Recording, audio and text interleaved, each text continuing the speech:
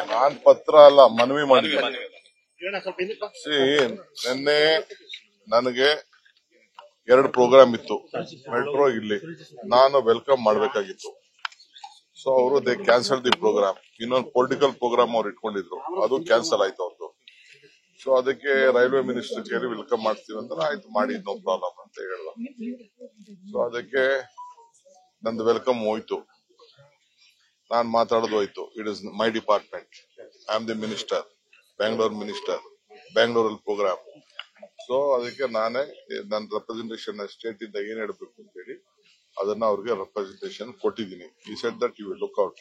But one thing is that ಈ has ಬೆಂಗಳೂರಲ್ಲಿ ಏನು ಅನ್ನೋದನ್ನ, ಬೆಂಗಳೂರು ವಿಚಾರ ಏನು, ಬೆಂಗಳೂರು ಎಷ್ಟು ಇಂಪಾರ್ಟೆಂಟು, ಇಡೀ ಪ್ರಪಂಚವನ್ನ, ಭಾರತವನ್ನ ಬೆಂಗಳೂರು ಮುಖಾಂತರ ನೋಡ್ಬೇಕು ಅನ್ನೋದು ಕೂಡ ಅವರು ಪ್ರತಿಪಾದನೆ ಮಾಡಿ ಅವರೇ ಒಪ್ಕೊಂಡಿದ್ದಾರೆ.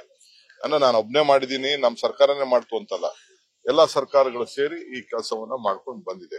ಇದಕ್ಕೆ ದುಡ್ಡು ಬೇಕು. ಈ ಬಿಜೆಪಿ ಕೆಲವರೆಲ್ಲ ಖಾಲಿ ಟ್ರಂಕ್ಗಳೆಲ್ಲ, ಖಾಲಿ ವೆಸಲ್ಸ್ ಕೆಲವೆಲ್ಲ ಇದೆ. ನನ್ನ ಹೆಸರುಗಳು ಹೇಳಕ್ ಇಷ್ಟ ಇಲ್ಲ. They are making more nice, ಜಾಸ್ತಿ ಶಬ್ದ ಮಾಡ್ತಾ ಇದೆ.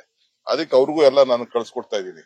ನೀವು ಪಾರ್ಲಿಮೆಂಟ್ ಅಲ್ಲಿ ಮಾತಾಡಿ, ಪ್ರೈಮ್ ಮಿನಿಸ್ಟರ್ ಭೇಟಿ ಮಾಡಿ, ನೀವು 10 ರೂಪಾಯಿ ದುಡ್ಡು ತಗೋ ಬನ್ನಿ ಸಾಕು ಅಂತ. ಒಬ್ರು 1 ರೂಪಾಯಿ ದುಡ್ಡು ತರಕ್ಕೆ ಆಸಕ್ತಿನೂ ತೋರಿಸಿಲ್ಲ. ಪ್ರೈಮ್ ಮಿನಿಸ್ಟರ್ ಭೇಟಿ ಮಾಡಕ್ ಹೇಳಿಲ್ಲ, 1 ರೂಪಾಯಿ ಹಣ ತಂದಿಲ್ಲ, ಫೈನಾನ್ಸ್ ಮಿನಿಸ್ಟರ್ ತಂದಿಲ್ಲ. ನಮ್ಮ ರಾಜ್ಯಕ್ಕೆ ಅದು ಎಸ್ಪೆಷಲಿ ಬೆಂಗಳೂರಿಗಂತೂ ಏನೂ ಇಲ್ಲ.